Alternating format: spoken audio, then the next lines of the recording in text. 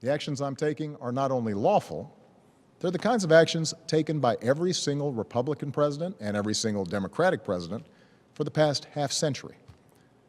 And to those members of Congress who question my authority to make our immigration system work better, or question the wisdom of me acting where Congress has failed, I have one answer. Pass a bill. I want to work with both parties to pass a more permanent legislative solution.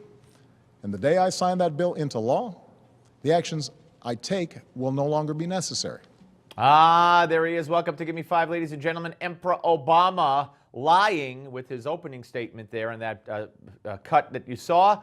Every single president for the past 50 years has done the same thing. That is an absolute bald-faced lie. But if you like your doctor, you can keep your doctor. You know, what can I tell you, ladies and gentlemen?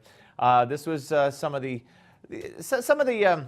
more striking things that the president had to say yesterday that I decided to incorporate into this Give Me Five. Here's more. Don't let a disagreement over a single issue be a deal breaker on every issue. That's not how our democracy works. And Congress certainly shouldn't shut down our government again just because we disagree on this. Americans are tired of gridlock. What our country needs from us right now is a common purpose, a higher purpose. Not how our democracy works? You're not how our democracy works.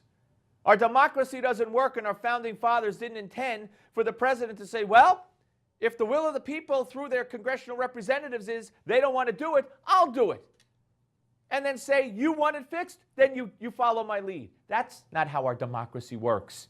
But you wanted to fundamentally change America, and that's what you're trying to do. Not how our democracy works. More. Millions of us, myself included, go back generations in this country with ancestors who put in the painstaking work to become citizens. So we don't like the notion that anyone might get a free pass to American citizenship. I know some worry immigration will change the very fabric of who we are, or take our jobs, or stick it to middle-class families at a time when they already feel like they've gotten the raw deal for over a decade. I hear those concerns. But that's not what these steps would do. Our history and the facts show that immigrants are a net plus for our economy and our society. When they come here legally, not illegally. Now get a load of this. And I believe it's important that all of us have this debate without impugning each other's character. Because for all the back and forth of Washington, we have to remember that this debate is about something bigger. It's about who we are as a country and who we want to be for future generations. Are we a nation that tolerates the hypocrisy of a system where workers who pick our fruit and make our beds never have a chance to get right with the law? Or are we a nation that gives them a chance to make amends, take responsibility, and give their kids a better future? Are we a nation that accepts the cruelty of ripping children from their parents' arms? Or are we a nation that values families and works together to keep them together? You know, we're a nation of laws, Mr. President, first and foremost. Laws. These people broke the law, so they have to suffer the consequences. When a bank robber goes to jail, they rip him from his children's arms or his children from their arms, his arms too. More.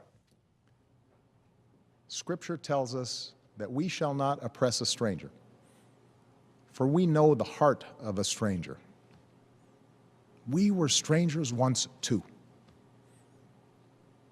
My fellow Americans, we are and always will be a nation of immigrants.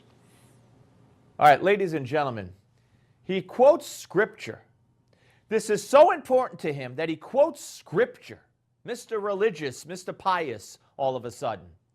If it was that important to him, if it was indoctrinated into him through Scripture, he had 2 years to get this done, his first 2 years. He had a filibuster-proof Senate and a House majority. He could have done anything he wanted on immigration. Or was it not that important to him? Did Scripture not ring in his ears for his first 2 years? He's full of baloney.